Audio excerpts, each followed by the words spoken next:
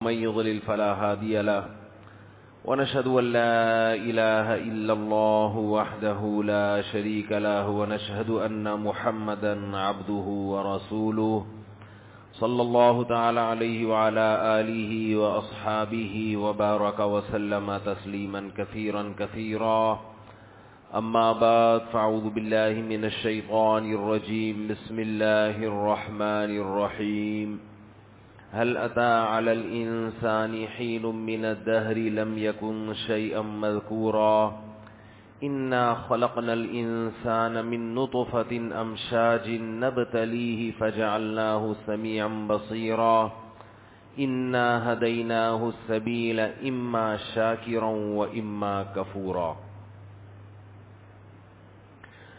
قرآن مجید کی چند آیات تلاوت کی ہیں۔ اللہ تعالیٰ سے دعا ہے اللہ تعالیٰ صحیح طرح سے بات کہنے کی، سننے کی، سمجھنے کی اور عمل کی توفیق عطا فرمائے۔ اس کو میں ہلاؤں گا تو یہ آواز غائب ہو جائے گی، تو وہاں سے اس کی وہ گونج ذرا کم کر دیں۔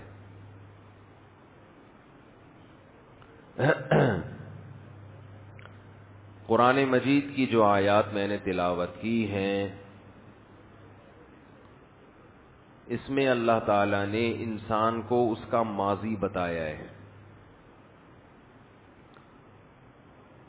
ماضی بتانے کی ضرورت کیا ہے؟ بھئی کیا ضرورت ہے کہ آپ کسی کو یہ بتائیں کہ آپ پاسٹ میں کیا تھے؟ اس نالج کا کوئی فائدہ ہے؟ بظاہر کوئی فائدہ نہیں ہے۔ آپ آج لینڈ کروزر میں گھوم رہے ہیں، بڑا گھر ہے آپ کا، مال کی ریل پیل ہے۔ میں بلا وجہ لوگوں کو بتاتا پھروں کل یہ سائیکل پہ گھومتا تھا، کل یہ سائیکل پہ۔ آپ کو غصہ آئے گا، یار کیا ضرورت ہے پول پٹیاں کھولنے کی؟ میں سائیکل پہ گھومتا تھا، میں ٹانگے پہ گھومتا تھا، میں پیدل جاتا تھا، میں W11 میں لٹک کے جاتا تھا، تو کیوں مجھے ایکسپوز کر رہے ہو؟ کیوں دنیا کے سامنے مجھے بتا رہے ہو؟ تو بظاہر یہ کوئی اچھا کام نہیں، لیکن یہ والا کام اللہ نے قرآن میں بہت کیا ہے کہ تم کیا تھے۔ بار بار قرآن میں پانی کا قطرہ، ناپاک قطرہ، جس میں نہ آنکھ نہ ناک نہ دل نہ دماغ نہ جگر نہ پھیپھڑے نہ گردے نہ کلیجی، کچھ بھی نہیں، مٹی، اور اس مٹی سے پانی کی ایک غلیظ پانی۔ بار بار قرآن ہمارے ماضی کو ہائی لائٹ کرتا ہے، ہمیں بتاتا ہے کہ تم کیا تھے۔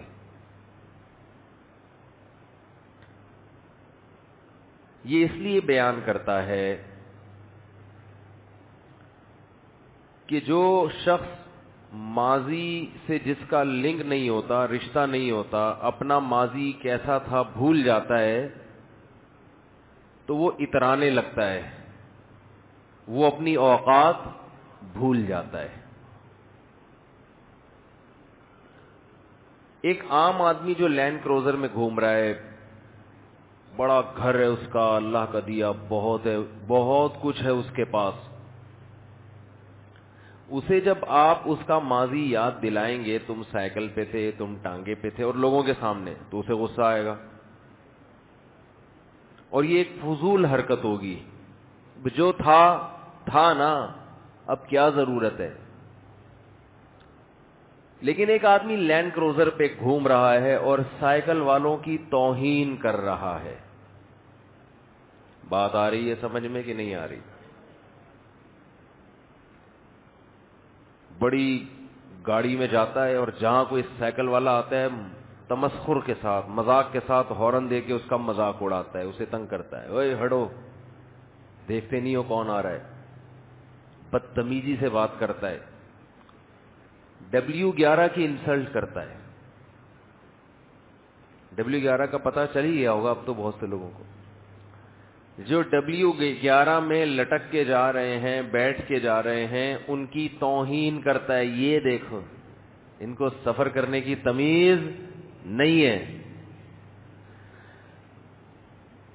تو پھر ایسے آدمی کو اس کی اوقات یاد دلانے کے لیے اس کا ماضی یاد دلایا جائے گا کہ بھائی صاحب تھوڑے دن ہوئے، ابھی کل کی بات ہے، آپ خود سائیکل پہ گھوما کرتے تھے، آپ کو میں نے W11 کی چھت پہ بیٹھے ہوئے کئی دفعہ دیکھا ہے۔ یہ تو قسمت پلٹی ہے، چھکا لگ گیا، تقدیر آپ کی بدل گئی، اور آج آپ جو ہے نا وہ بڑے شاہانہ آپ کی زندگی ہے، بڑے لینڈ لارڈ بنے ہوئے ہو، تو کم از کم آپ کے لیے تکبر اور غریبوں اور سائیکل والوں کا مذاق اڑانا کم از کم آپ پہ زیب نہیں دیتا۔ اب یہ ماضی یاد دلانا، کسی کو اس کا پاسٹ یاد دلانا، یہ عین انصاف ہوگا کہ نہیں ہوگا؟ کیونکہ یہ ایک ایسی خبر ہے، یہ ہے تو نیوز، جس خبر میں ایک آرڈر چھپا ہوا ہے۔ میں نے آپ کو ایک مرتبہ تفصیل سے یہ بات بتائی تھی کہ وہ خبر جس میں کوئی آرڈر نہ ہو، وہ خبر برائے خبر ہوتی ہے، اور وہ ایک فضول کلام ہوتا ہے جو اللہ پہ کے لائق نہیں ہے۔ جیسے ہم کسی کو آ کے خبر دیں، اب آپ بیٹھے ہوئے ہیں، میں آپ کو آ کے بولوں کہ بھئی انڈے مہنگے ہو گئے ہیں، اب آپ کہو مولوی صاحب کیا ہو گیا یار، کیا بات انڈے مہنگے ہو گئے، تو کیوں بتا رہے ہو ہمیں انڈے مہنگے ہو گئے؟ میں کہوں ویسے اس لیے تاکہ آپ کی نالج میں اضافہ ہو۔ تو آپ کہو گے نا یہ اس نالج میں اضافہ کر کے کیا کرنا ہے بھائی، انڈے مہنگے ہو گئے، سستے ہو گئے تو کیا کروں؟ کوئی انڈوں کا بزنس کر رہا ہو تو اس کو بتایا جائے کہ انڈے مہنگے ہو گئے ہیں، لہذا آپ بھی اپنا ریٹ بڑھا دو۔ تو یہاں آرڈر چھپا ہوا ہے نا کہ ریٹ کیا کرو، بڑھا دو۔ تو ہر وہ خبر جس میں کوئی آرڈر چھپا ہوا ہوتا ہے، وہ خبر کا بیان کرنے والا ایک حکمت والا آدمی سمجھا جاتا ہے، عقل مند آدمی سمجھا جاتا ہے، اور وہ خبریں جس میں کوئی آرڈر نہ ہو، تو ایسی خبروں کو بیان کرنے والا بے وقوف اور احمق، اور وہ خبریں جس میں غلط آرڈر چھپا ہوا ہو، ایسی خبروں کو بیان کرنے والا یہ فسادی ہے۔ یہ صرف بے وقوف نہیں ہے بلکہ بے وقوف سے بھی اوپر کی چیز ہے۔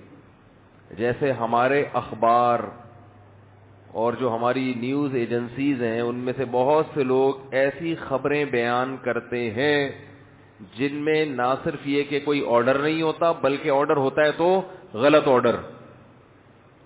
خودکشی کی خبروں میں کیا آرڈر چھپا ہوا ہے؟ فلاں کی شادی نہیں ہوئی تو بھاگ کے لٹک گئی، مر گئی، تو اس میں کیا آرڈر ہے؟ اس نیوز سے آپ کو کیا فائدہ ہوا بھائی؟ فائدہ یہ ہوا، یہ ایکو ختم نہیں ہو سکتا، ایکو ہو رہا ہے، میری آواز بار بار لوٹ کے مجھے ہی آ رہی ہے۔ تو اس خبر میں کہ فلانی بھاگی گھر سے، ابا نے شادی نہیں کی اس کی فلاں جگہ، تو وہ کھمبے سے لٹک کے یا چپک کے، لٹک کے تو نہیں ہوتے، چپک کے ہوتا ہے۔ اب یہ بھی دیکھو خبر ہے جس میں غلط آرڈر چھپا ہوا ہے کہ آئندہ لٹکو نہیں بلکہ چپکنے کو فوکس کرو۔ فوکس کس کو کرو؟ چپکنے کو، لٹک کے کچھ بھی نہیں ہوگا، صحیح؟ تو ابھی جو خودکشی کی خبریں چلاتے ہیں، فلاں نے فلاں پہ تیزاب پھینک دیا۔ ایک بات خوب سمجھ لیں، ہمارے معاشرے میں اتنی بڑی تقریباً 20 کروڑ کے لگ بھگ آبادی میں اگر ایک غلط واقعہ ہوتا ہے نا، اس پہ خبریں بہت چلتی ہیں، اور ان لوگوں کے ہاں جو اپنے آپ کو حقوق انسانیت کے بہت بڑے علم بردار کہتے ہیں، ان کے ہاں روزانہ ایسے واقعات ان کے معاشرے کا حصہ ہیں، سمجھ رہے؟ وہ اس کو نمایاں نہیں کرتے، لیکن ہماری ایک جو ہے نا، وہ شاعر نے کہا ہے نا، وہ قتل بھی کرتے ہیں تو چرچا نہیں ہوتا، ہم آہ بھی کرتے ہیں تو ہو جاتے ہیں بدنام۔ ہم تو صرف آہ کر رہے تھے، اس پہ آپ کو تکلیف ہوئی، آپ نے پورا اخبار میں ہمارے خلاف مضمون لکھ دیا, اور فلاں تو اتنا انسانوں کا قاتل ہے, اس کو کوئی پوچھنے والا ہی نہیں ہے. تو اللہ تعالیٰ نے بھی ایک خبر ہمیں دی ہے کہ تم کیا تھے, پانی کا ایک قطرہ, پہلے مٹی, کوئی حیثیت نہیں تھی تمہاری. تو یہ بھی ایک خبر ہے نا. تو پہلی بات, یہ خبر ہمیں کیوں دی جا رہی ہے؟ اگر ہم بالکل ٹھیک ٹھاک زندگی گزار رہے ہیں تو ہمیں اس خبر کے دینے کی ضرورت نہیں تھی. اور بھائی ایک آدمی جتنا بھی اچھی زندگی ہو اس کی, آپ اس کو ماضی کی یاد دلانے کا کیا فائدہ؟ مجھے لوگ بتاتے رہتے ہیں کہ وہ فلاں تاجر دیکھ رہے ہو مفتی صاحب, آج بڑا بنا پھرتا ہے, کل سائیکل پہ گھومتا تھا. تو میں کہتا ہوں آپ کو یا تو اس کی تکلیف ہو رہی ہے کہ آپ ابھی تک سائیکل پہ کیوں ہیں. بھائی گھومتا ہے تو اللہ کا شکر ادا کرو یار, اللہ نے اس کو دیا, اللہ تمہیں بھی دے. اس میں یہ کیا کہ یہ پہلے ایسا تھا تو اب ایسا ہے, تو چھوڑو, کیا کرنا ہے تم نے بھائی, جیسا بھی تھا. ہمیں کیوں بتا رہے ہو؟ یہ منفی سوچ ہوتی ہے نا کہ تکلیف ہو رہی ہے. تو اللہ تعالیٰ ہمیں ہمارا ماضی بتاتے ہیں, تم یہ تھے, تم یہ تھے, تم یہ تھے, تم یہ تھے. ہم بھی اللہ سے پوچھ سکتے ہیں, اللہ ہم کیوں بتا رہے, ہم کیا تھے؟ ماں کے پیٹ میں قرآن کہتا ہے فَخَلَقْنَا الْعَلَقَةَ مُضْغَةً, تم ایک گندے خون کا بدبودار لوتھڑا تھے. گندا مس کیریج ہو جاتا ہے نا, کتنی بدبو ہوتی ہے اس بچے کے اندر جب بچہ بنا نہیں ہوتا. علقہ, لٹکا ہوا گوشت, سڑا ہوا بدبودار. مضغہ, وہ گوشت جو چبایا جاتا ہے نا, بوٹیاں, ایسی شکل ہوتی ہے بچے کی. علقہ, مضغہ, اور پھر اس میں اللہ نے عظام, ہڈیاں بننا شروع ہوئی. تو جب تک آخری اسٹیپ پہ نہیں پہنچتا نا, گند کا گند ہی ہوتا ہے. وہ گند سے بنا, گندے ماحول میں پلا بڑا. تو یہ ماضی اللہ تعالیٰ انسان کو کیوں یاد دلاتے ہیں؟ ہم اللہ سے پوچھتے ہیں, اللہ ہم اتنے 3 پیس سوٹ ٹائی میں بہترین اسٹائل میں ہم زندگی گزار رہے ہیں, نہا دھو کے ہم آفس جاتے ہیں, ہاتھ میں ہمارے بریف کیس ہوتا ہے, W11 تو ایک مجبوری کی وجہ سے بیٹھنا پڑ رہا ہے اس میں, اور اس میں بھی بڑی تمیز سے بیٹھتے ہیں ہم. تو اتنی اچھی لائف, اتنا اچھا لائف اسٹائل ہمارا, اتنے تمیز سے بات کرتے ہیں, اجلے دانت اور شیمپو سے نہائے ہوئے. میں ویسے شیمپو نہیں استعمال کرتا, ایک مثال دے رہا ہوں. شیمپو سے نہائے ہوئے اور خوشبو لگائے ہوئے, کیسے فٹ فاٹ ہوتا ہے نا انسان, محفلوں میں ملتا ہے ایک دوسرے سے. تو ہمیں ہماری اوقات بار بار یاد دلاتا ہے. الم یکن نطفۃ من منی یمنا, کیا ایک پانی کا قطرہ نہیں تھے؟ کیا ماں کے پیٹ میں جمع ہوا خون, گندا غلیظ خون نہیں تھے تم؟ کیا گوشت کا لوتھڑا ادھورا ٹکڑا نہیں تھے؟ تو اللہ تو ہمیں بار بار گویا کہ ہمیں تو شرمندہ کیوں کر رہا ہے؟ دیکھو ایک آدمی کو آپ بتاؤ نا سائیکل پہ گھومتا تھا, اتنا شرمندہ نہیں ہوگا جتنا ہمیں یہ بتایا جائے کہ ہم کیا تھے. تو اللہ تعالی اصل میں یہ بتانا چاہتے ہیں کہ جب تمہیں جو زندگی ملی ہے نا, اس میں تم اپنی اوقات بھول گئے ہو, اپنی اوقات بھول گئے ہو. جس اللہ نے تمہیں یہ نعمتیں دی ہیں, بے پناہ نعمتیں, اس اللہ کا حکم سننے کے علاوہ تم دنیا میں ہر ایک کی سن رہے ہو, اس کی سننے کے لیے تیار نہیں ہو. تو یہ تو تم ماضی تمہارا یہ تھا, ہم نے تمہیں انسان بنایا, ہم نے, یہ خود بخود نہیں بن گئے. اگر اتفاق سے بنے ہوتے جو مرضی کرو, جیسے جو ملحد لوگ ہیں نا, ایتھیسٹ, ہم ان سے کہتے ہیں بھائی اتنے تکلف کی بھی کیا ضرورت ہے اتنا اچھا بننے کی. ایک ملحد الزام لگا رہا تھا, یہ مولوی لوگ گندی فلمیں دیکھتے ہیں, اللہ تعالیٰ معاف فرمائے, استغفر اللہ. یہ جملہ نقل کرتے ہوئے بھی عجیب سا محسوس ہوتا ہے, لیکن وہ علماء کو بدنام کرنے کے لیے. تو سوال پیدا ہوتا ہے ان فلموں کو تم گندا کیوں کہہ رہے ہو؟ نہیں یار یہ سمجھ میں یار تمہارا گندا اور اچھے کا تو کرائٹیریا ہی الگ ہے نا. وہ کیا ہے وہ بتاؤ, گندا کسے کہتے ہیں, اچھا کسے کہتے ہیں؟ تم تو یہ بولو اچھی فلمیں دیکھتے ہیں اگر الزام لگانا ہے. اچھائی اور برائی کسے کہتے ہیں؟ اسلام کے علاوہ خدا کی قسم کسی کا باپ بھی نہیں بتا سکتا کہ اچھائی کی ڈیفینیشن کیا ہے. 4 آدمی کو بٹھاؤ, وہ اگر بتا دے 1 کھرب روپے مجھ سے لے لو آپ اسی وقت. جو قوم اچھائی اور برائی کو ڈیفائن نہ کر سکے وہ اچھا کیسے بنے گی, برا کیسے بنے گی؟ اس کو تو پتہ ہی نہیں کہ اچھا کیا ہوتا ہے, برا کیا ہوتا ہے. جتنے ملحد ہیں یا جو اسلام کو نہیں ماننے والے 100 بار قسمیں اٹھا کے کہتا ہوں 1 کھرب روپے مجھ سے لے لو. 1 کھرب بہت بڑی رقم ہوتی ہے. آپ کہو گے اتنے ہیں نہیں تو دعوے کیسے کر رہے ہو؟ اس لیے کر رہے ہیں کہ ہمیں پتہ ہے کسی کا باپ بھی یہ ڈیفائن نہیں کر سکتا کہ اچھا کیا ہے اور برا کیا. یہ گندی فلموں کو گندا ہی نہیں کہہ سکتے. کیوں گندی ہے بھائی؟ وہ کیا ہو رہا ہے اس میں؟ جب آپ نے ہومو سیکس کو حلال کر دیا تو پھر اچھا اور برا, تو جو سب سے دنیا کا گندا ترین کام تھا, جو ہمارے یہاں کا چور بھی نہیں کرتا اتنے آرام سے, چوری کرتے ہوئے پکڑا جائے نا اتنا بدنام نہیں ہوتا. یہ کام کرتے ہوئے پکڑا جائے کتنا ہی نیک آدمی لوگ دیکھنا چھوڑ دیتے ہیں. تو اب اتنے غلیظ اور گندے کام کو جس قوم نے کہہ دیا ہو کہ لیگل ہے, وہ الاؤڈ ہے, وہ برا نہیں ہے, تو بس آپ سے تو اب اس پہ بحث ہوگی کہ آپ بتاؤ اچھا کسے کہتے ہیں اور برا کسے کہتے ہیں. ہاں تو میں یہ عرض کر رہا تھا کہ جو اسلام کو نہیں مانتا نا, اسلام کو, اس کمبخت کو, کمبخت تو نہیں کہنا چاہیے, کہنا تو چاہیے لیکن نہیں کہنا چاہیے, یعنی اس وقت نہیں کہنا چاہیے. اس کمبخت کو یہ معلوم نہیں ہے کہ اچھا کسے کہتے ہیں اور برا کسے کہتے ہیں. تب یہ جو اسلام مخالف لوگ ہیں نا, یہ بیچاروں کی زندگی اچھائی اور برائی کو ان کو یہ نہیں پتا کہ عورتوں کو کپڑے کتنے پہننے چاہیے. آپ ان کی باتیں تو سنو بیٹھ کے, ان کو یہ نہیں پتا کتنے کپڑے خواتین کے لیے کتنا کپڑے مناسب ہیں. بھائی اسکرٹ پہننا چاہیے, نہیں اسکرٹ نہیں پہننا چاہیے, کوئی زیادہ ہو جاتی ہے. پاکستان ایک اسلامک اسٹیٹ ہے, اس میں اسکرٹ اچھا نہیں لگتا. اس مطلب امریکہ میں پہننا چاہیے, پھر یہ اسلامک اسٹیٹ ہے, یہاں اسکرٹ نہیں ہوتا, وہاں سے باہر, یعنی یہاں کا اچھا کچھ اور ہے, وہاں کا اچھا کپڑوں کا. تو بھائی اگر کپڑے پورے پراپر ڈریس عورت کے لیے, تو پھر امریکہ میں بھی پورے کپڑے ہونے چاہیے, سعودی عرب میں بھی اور پاکستان میں بھی. اور اگر آدھے کپڑے پہننا ماڈرن ہونے کی علامت ہے, کوئی خاتون اگر آدھے کپڑے پہننا چاہے تو بھی براڈ مائنڈیڈ بننا چاہیے, تو پھر آدھے کے بجائے اگر پونے پہننا چاہے ہے بھائی, تو بالکل وہی صاحب ہو گیا کہ نہیں ہو گیا؟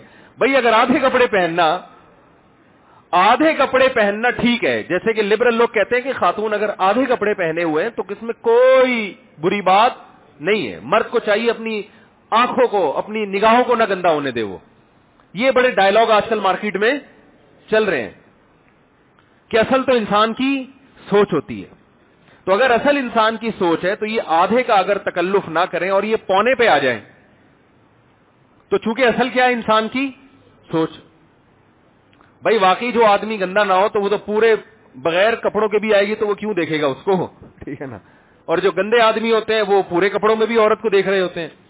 تو جب سوچ ہی ہے تو پھر یہ آدھے کا بھی کیا تکلف. یہ کوئی لبرل آدمی ہے جو اسلام کو نہیں مانتا, وہ بتا سکتا ہے اس کا کیا جواب ہے؟ وہ ساری زندگی اسی کپڑوں کا نہیں ڈیفائن کر سکے گا کہ عورت کو کتنے کپڑے پہننے چاہیے. اس کے پاس اس سوال کا جواب نہیں ہے. آگے تو لاکھوں سوالات اور ہیں زندگی میں, تو 10 لاکھوں موقع پر انسان کو سوال کی ضرورت پڑتی ہے کہ یہ اچھا ہے یا برا ہے. یہ مسائل تو اسلام نے 1400 سال پہلے حل کر دیے. لباس کتنا ہونا چاہیے, آپ کی جو ڈیزائرز ہیں, خواہشات نفسانی ہیں, کہاں حلال ہے اور کہاں حرام, اس کی باؤنڈری کیا ہے, یہ سب چیزیں اسلام, بلکہ اسلام سے پہلے جتنے آسمانی مذاہب ہیں وہ سب پہلے سے بتا چکے ہیں. یہ محفوظ چونکہ اسلام ہے, اس لیے ہم بات اسلام کی کرتے ہیں. ورنہ جو لبرل لوگ ہیں جو مذہب کو نہیں مانتے, ان کی زندگیاں بیچارے قابل ترس ہیں, ان کو یہی نہیں پتا ہے صحیح کیا ہے غلط کیا ہے. ہمارے ایک جاننے والے بہت ہی لبرل بہت ہی علماء کے بہت خلاف. یہ سب لوگ سب سے زیادہ چڑھتے کس سے ہیں؟ مولوی کے لفظ سے. اور مولویوں پہ ان کا ایک ہی الزام ہوتا ہے, اور بیچاروں کو کوئی الزام نہیں ملتا. ایک ہی الزام ہوتا ہے, بد اخلاق, اور بعض خواہشات کے الزام لگاتے ہیں کہ شادیاں بہت کرتے ہیں. میں تو آج کل ملحدین کو سنتا ہوں نا, ان کا ایک ہی الزام گھوم پھر کے کہاں آتا ہے؟ شادیاں بہت کرتے ہیں, اور بیچاروں کو کچھ ملتا نہیں ہے. شادیاں بہت کرتے ہیں اور بد اخلاق ہوتے ہیں, بات کرنے کی تمیز نہیں ہے. آپ کے اخلاق صرف میڈیا پہ ہیں, سمجھ رہے ہو نا؟ آپ کے اخلاق کہاں ہیں؟ میڈیا پہ ہوتے ہیں. بات کرنے کی تمیز آپ کو صرف کہاں آتی ہے؟ میڈیا پہ. مولوی سے دیکھو اپنے باپ کے ساتھ کیسے بات کرتا ہے, وہ اپنی ماں کے ساتھ کیسے بات کرتا ہے, اپنی بہنوں کے ساتھ کیسے بات کرتا ہے, اپنی بیوی کے ساتھ کیسے بات کرتا ہے. یہاں دیکھو آپ کے تو یہ ہے ہی نہیں, آپ کے تو بہتوں کے ابا ہی نہیں ہیں, تو باپ کے ساتھ سلوک کیسا کرنا ہے آپ کو کیا پتا؟ ماں کو آپ لوگوں نے اولڈ ہوم میں جمع کرایا ہوا ہوتا ہے. میں مانتا ہوں سارے ایسے نہیں ہوتے, لیکن اگر کوئی اچھے ہیں تو اسلامی کلچر کے اثرات کی وجہ سے اچھے ہیں, وہ گورے کی وجہ سے اچھے نہیں ہیں. بہت سے ملحد ہیں, اسلام کو نہیں مانتے, ماں سے اچھا سلوک کرتے ہیں, لیکن اس لیے کہ باپ دادا مسلمان تھے, یہ چیز ان کے کلچر میں منتقل ہوئی ہے. لیکن آپ کی اولاد آپ کے ساتھ نہیں اچھا سلوک کرے گی. اور رہا یہ مسئلہ شادیاں کرتے ہیں اور یہ لڑکیوں کی جو ہے نا وہ جلدی جلدی, آج ایک نے ریکارڈ کروایا تھا میرے خلاف کلپ کے, یہ لوگ چھوٹی چھوٹی بچیوں کو شادیوں کی ترغیب دیتے ہیں. چھوٹی چھوٹی بچیوں کو شادیوں کی کیا کرتے ہیں؟ ترغیب دیتے ہیں. بچی جب بالغ ہو جائے تو وہ آپ چھوٹی کہہ رہے ہو. بالغ کا مطلب بلوغت, پہنچ گئی کہاں؟ اپنی جوانی کو پہنچ گئی. آپ کو یہ بھی نہیں پتا کہ بچی بڑی کب ہوتی ہے, چھوٹی کب ہوتی ہے. اس کے پاس بھی آپ کے پاس کوئی کرائیٹیریا, کوئی معیار ہے ہی نہیں. آپ یونائٹڈ نیشن سے قانون لیتے ہو. یونائٹڈ نیشن نے جس کو کہہ دیا بچی بڑی ہو گئی تو وہ بڑی ہو گئی. اور یاد رکھو بچے کے بڑے اور چھوٹے ہونے میں دنیا میں بہت سارے ملکوں کے قوانین ہیں. کسی ملک میں 16 سال کی لڑکی کو نکاح کی اجازت ہے, ان کے خیال میں 16 سال کی بچی کیا ہو گئی ہے؟ بڑی ہو گئی. کسی ملک میں 18 سال کا ہے, ان کے خیال میں 18 سال کی بچی کیا ہو گئی؟ بڑی ہو. کسی ملک میں 14 سال کا ہے. اس کا مطلب کہ یہ خود آپس میں متفق نہیں ہے. تو اسلام نے جو بات کی ہے نا بچی بڑی کب ہو گئی, اسلام نے کہا جب مینسز شروع ہو گئے. اس کا مطلب وہ لڑکی سے عورت بن گئی ہے, وہ بالغ ہو گئی ہے. آپ جو بات کرتے ہیں وہ نیچر کے اگینسٹ. اور جب وہ اس میں مینسز آنا شروع ہو گئے تو اس میں سیکسول ڈیزائر پیدا ہو گئی ہیں. جب ہو گئی ہیں تو اسلام کہتا ہے نکاح کراؤ. آپ اسے نکاح سے روک کے آپ اس پہ ظلم کر رہے ہو, لیکن آپ نے اپنے ظلم کو عدل کا نام دے دیا اور اسلام کے عدل کو کیا کہہ دیا؟ ظلم قرار دے دیا. تو یہ ان کی ایک بات ہے, گھما کے اسلام کم عمر بچیوں کی شادیوں کی ترغیب دیتا ہے. اسلام کیا کرتا ہے؟ میں سن رہا ہوں نا آج کل ان کو, تو ہر آدمی کا ایک ہی, کم عمر بچیوں پہ ظلم, شادیاں کم عمر بچیوں پہ, اور بیچاروں کو کچھ ملتا ہی نہیں ہے. اسلام نے لڑکی کے بالغ ہونے کے بعد اس کی شادی کی ترغیب دے کے اس پہ ظلم نہیں کیا, بلکہ اس کی خواہشات کا, بولو نا, انتظام کیا ہے کہ اس کی خواہش پوری ہونی چاہیے. یہ ظلم نہیں ہے, یہ عین عدل ہے. اور آپ نے لڑکے کو لڑکے کے ساتھ حرام تعلق رکھنے کی اجازت دے کے نکاح کا دروازہ, بولو نا بھائی, بند کر دیا. عورت ترسے گی آدمی کے لیے, جیسے لوط علیہ السلام کی قوم میں عورتیں ترس رہی تھی کہ کوئی آدمی ہم سے نکاح کرے, اور آدمیوں کو عادت کس کی پڑ چکی تھی؟ آدمیوں کی. تو یہ عورتوں پہ ظلم تھا یا نہیں تھا؟ ایک دوسرے کے لیے قدرت نے بنایا, وہ نہیں مل رہے آپس میں, اس کو عیاشی سے تعبیر کر رہے ہیں. اور جس کے لیے بنایا نہیں اس سے ملنے کو انسانی حقوق اور انسانی آزادی کے نام سے تعبیر کر رہے ہیں. اللہ کا بڑا فضل ہے, اللہ نے ہمیں مسلمان پیدا کر دیا, اللہ کا بڑا فضل ہے, ورنہ ہم بھی آپ کی طرح ہوتے. کیا ہوتے خود سوچ لیں. اللہ کا بڑا فضل, اور اس کو اس گند کو ہم حلال کر کے کھا رہے ہوتے. کمال کی بات یہ ہے. تو یہ تو اللہ کا بہت بڑا احسان ہو گیا بھائی, اللہ نے ہمیں مسلم پیدا کر دیا, ہمیں اس آزمائش سے بچا لیا اللہ نے. اب بات آئے گی تو میں بتا دوں, رہا یہ مسئلہ, یہ لوگ کمبخت آدھی بات لیتے ہیں اور اسی کو چلا دیتے ہیں. میرا بیان ایک نے لیا ہے اور اس میں کہا کہ کم عمر بچیوں سے نکاح کی میں ترغیب دے رہا ہوں کہ بچی بالغ ہو جائے فوراً نکاح کرا دیا کرو. اس نے کہا یہ لوگ کم عمر بچیوں کا بڈھے بڈھے مردوں سے نکاح کرا دیتے ہیں. حالانکہ میں نے اپنے بیان میں ایسی کوئی بات بولو بھائی نہیں ہے. کس نے اجازت دی ہے کہ ایک نو عمر بچی جو بالغ ہوئی ہے اس کا بڈھے سے نکاح کرا دو؟ اسلام میں اس بات کی بہت ویلیو ہے کہ لڑکی کا نکاح جہاں ہو رہا ہے وہ اس کے ہم پلہ ہونا چاہیے. بعض مرتبہ ایسا ہوتا ہے کہ لڑکی اپنے سے زیادہ عمر کے آدمی سے نکاح پہ راضی ہوتی ہے, وہ بھی اس کا باپ بھی. اس کی وجہ یہ کوئی مجبوری ہوتی ہے. مجبوری کے حکام الگ ہیں اور عام احکام الگ ہیں. اسلامی تاریخ میں چند ہی ایسے واقعات ملیں گے آپ کو. تو اس کی کس نے اجازت دی ہے؟ تو انلیگل ہے. اس پہ تو فقہا نے ناجائز لکھا ہے. اندرون سندھ بعض جگہوں پر ایسے ہوتا ہے کہ نو عمر لڑکی کی شادی زبردستی کر دی جاتی ہے 80 سالہ آدمی سے. ایسے کیسز کے بارے میں فقہا نے لکھا ہے یہ نکاح منعقد ہی نہیں ہوگا, کیونکہ باپ نے بیٹی کا مفاد سامنے نہیں رکھا, تو یہ نکاح کا لدم ہے. ہاں بعض جگہ ایسے ہوتا ہے کہ باپ کو یہ خطرہ ہوتا ہے, حالات ایسے خراب ہو گئے, اسے پتا ہے میں اپنی بیٹی کو ملک ٹوٹ رہا ہے, جنگ چھڑ گئی ہے, ایسے موقع پہ اس کو خطرہ ہوتا ہے کہ عزت کا جنازہ نکل جائے گا اس کا, تو وہ پھر کچھ کمپرومائز کا راستہ اختیار کرتا ہے. یا بعض دفعہ ایک لڑکی کا شوہر اس سے عمر میں زیادہ ہے لیکن اس میں کوالٹیز ایسی ہیں, اس میں ایسی خصوصیات ہیں کہ بھئی وہ زیادہ عمر ہونے کے باوجود لڑکی بھی راضی اور اس کا باپ بھی راضی اس پہ. تو وہ جب راضی ہے تو آپ کے پیٹ میں تکلیف کیوں ہو رہی ہے؟ تو ایسے خام ایک صاحب نے مجھے کہا وہ مولوی صاحب نے 20 سال کی بچی سے نکاح کر لیا, یار خود 50 سال کے ہیں. میں نے کہا بچی کو بیوقوف بنا کے نکاح کیا تو بالکل غلط کیا. اگر بیوقوف نہیں بنایا, بچی کو اپنے بارے میں پوری ڈیٹیل بتائی اور لڑکی کے باپ کو بھی, بعض دفعہ بچی کو بیوقوف بنانا آسان ہوتا ہے, وہ کم عمر ہے تجربہ نہیں ہے, لیکن اس کے ابا اور بھائیوں کو بیوقوف بنانا آسان نہیں ہوتا. اس کے بھائیوں سے بھی ملاقات ہوئی, باپ سے بھی ہوئی, سارے راضی, پورا خاندان. اس کا مطلب ان کے لیے اس سے بہتر رشتہ موجود نہیں تھا. تو میں نے کہا اب جو آپ کو تکلیف ہو رہی ہے نا وہ اس کی نہیں ہو رہی کہ اس بچی نے زیادہ عمر کے آدمی سے نکاح کیوں, اب تکلیف اس لیے آپ سے کیوں نہیں کیا نکاح اس نے. اب اس کا مطلب اس کے علاوہ کچھ بھی نہیں ہے, آپ کو نہیں مل رہی. کوئی بھی 10 مصلحتیں ہوتی ہیں. دیکھو بہت سے ملحد لوگ ہیں جو اسلام کو نہیں مانتے لیکن ان کی کمپنی میں داڑھی والے لوگ بھی جاب کر رہے ہیں, حالانکہ ان کو داڑھی بالکل پسند نہیں ہے, لیکن وہ کہتے ہیں یار جو قابلیت اس کے اندر ہے ہماری کمپنی کو ترقی دینے کے لیے وہ قابلیت بغیر داڑھی والے میں نہیں ہے, یا اس میں نہیں ہے جو مذہب کے مخالف ہو. تو ہم نے اپنے کام کو فوکس کرنا ہے. نکاح میں بھی بہت ساری مصلحتیں ہوتی ہیں. ہمارے نبی صلی اللہ علیہ وسلم نے بعض خواتین سے نکاح اس لیے کیا کہ ان کے والد قبیلے کے سردار تھے.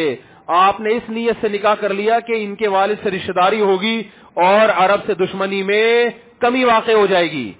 اس لیے بھی تو نکاح ہوتا ہے. بعض دفعہ اس لیے نکاح ہوتا ہے کہ آپ کے بچے چھوٹے ہیں, آپ کو کوئی میچور خاتون چاہیے اپنے بچے سنبھالنے کے لیے. آپ بڑی عمر کی عورت سے نکاح کرتے ہیں جو میرے بچوں کو سنبھال لے, اس میں آپ کو 20 سال کی نہیں چاہیے ہوتی. تو بہت ساری مصلحتیں ہوتی ہیں. تو جہاں یہ مسئلے مرد دیکھتا ہے کہ میری بہت سی مصلحتیں ہیں, وہاں بعض دفعہ لڑکی اور اس کے باپ بھی دیکھ رہا ہوتا ہے کہ ایک چیز تو میں چھوڑ رہا ہوں, عمر پہ کمپرومائز کر رہا ہوں, لیکن دوسرے بہت سے فائدے مجھے یہاں حاصل ہو رہے ہیں. اب چونکہ آپ کے ہاں چونکہ نکاح کا یہ جو ملحد لوگ ہیں ان کے ہاں نکاح کا سیٹ اپ ہی نہیں ہے. درندوں کی طرح, جانوروں کی طرح جس عورت کو چاہو جب چاہے استعمال کر کے ٹیشو پیپر کی طرح پھینک دو ڈسٹ بن میں, تو آپ کو یہ باتیں سمجھ میں نہیں آئیں گی. تو اتنا زیادہ اسلام کے خلاف پروپیگنڈا ہو رہا ہے, اتنا. اور کمال کی بات یہ کہ جتنا پروپیگنڈا ہوتا ہے الحمدللہ ہمارا ایمان بڑھتا ہے کہ ان بیچاروں کے پاس کوئی ڈھنگ کی کرنے کی بات ہے ہی نہیں.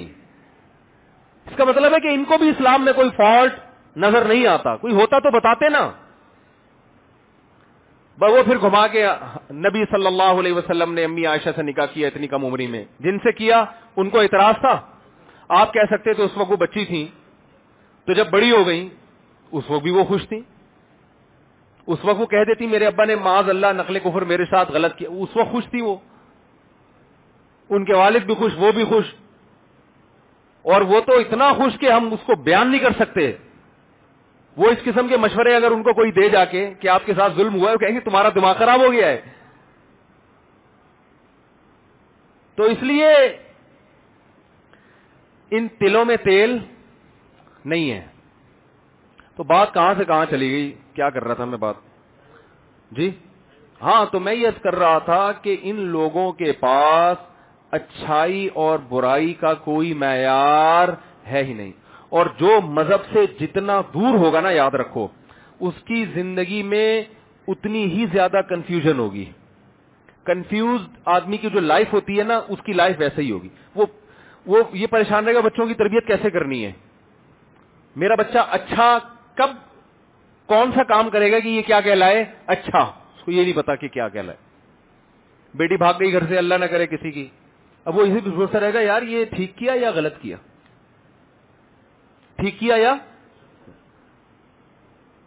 سوچے گا بیٹھ کے یار اس لحاظ سے تو غلط کیا کہ بچی کو بھاگنا نہیں چاہیے, لیکن ٹھیک کیا, اس کی اپنی لائف ہے اور میری. ایک انگریز موٹیویشنل اسپیکر ہے, وہ لوگوں کو موٹیویٹ کر رہا تھا. اس نے کوئی بک لکھی ہے, تو کسی نے اس کی کتاب پڑھ کے مجھے بتایا کہ اس نے اپنی کتاب میں یہ بات لکھی ہے. میں نے براہ راست اس کی کتاب نہیں پڑھی, نہ اس کا کوئی لیکچر سنا, لیکن ایک قریبی ریلیٹو ہے, انہوں نے اس کی کتاب پڑھی تو مجھے بتایا کہ اس نے یہ لکھا ہے کہ ٹینشن ختم کرنے کے بہت سارے طریقے ہیں.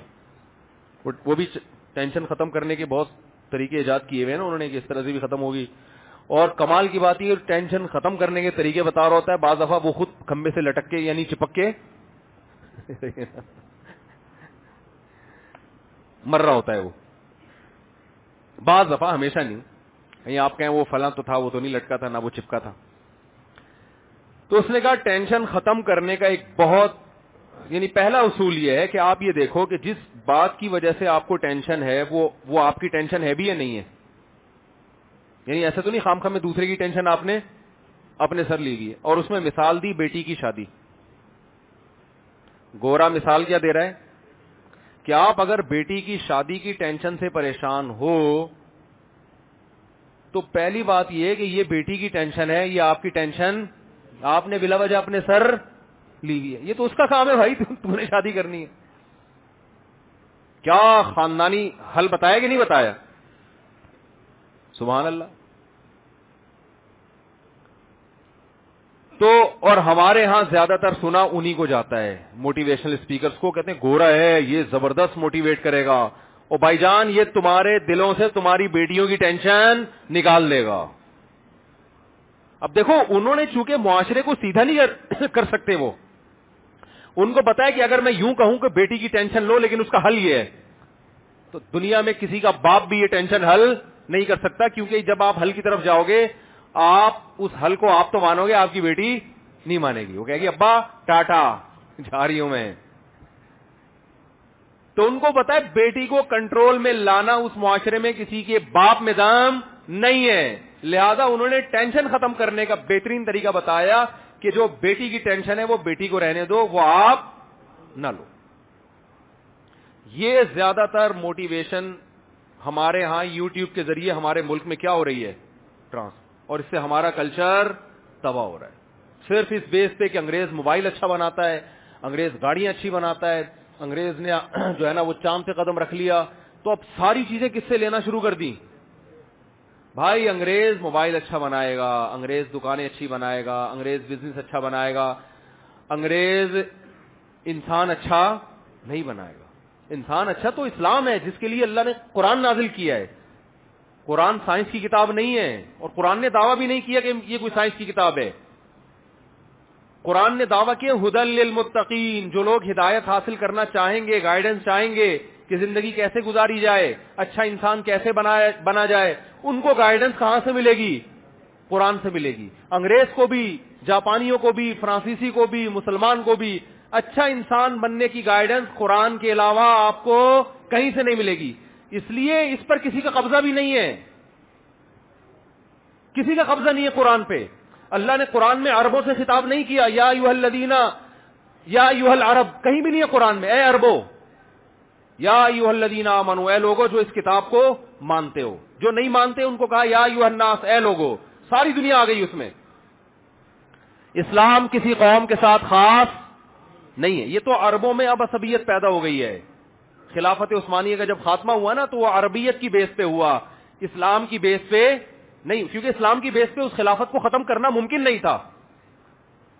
کیا ہو گیا بھائی؟ بھائی اسلام کی بیس پہ خلافت عثمانیہ سے بغاوت کا کوئی تک بنتا نہیں تھا کہ بھائی اسلام تو بغاوت کو حرام کہتا ہے حکومت کے خلاف. نبی صلی اللہ علیہ وسلم نے فرمایا مسلمانوں کا جب کوئی خلیفہ ہو اس کے خلاف جو بھی کھڑا ہو، صحیح مسلم کی حدیث ہے، اسے قتل کر دو کائن من کان، جو بھی ہو، کتنا نیک، چاہے عربی ہو، چاہے اجمی ہو، چاہے بودھ، کیسا ہی ہو، مسلمانوں کا اتحاد پارا پارا نہیں ہونا چاہیے.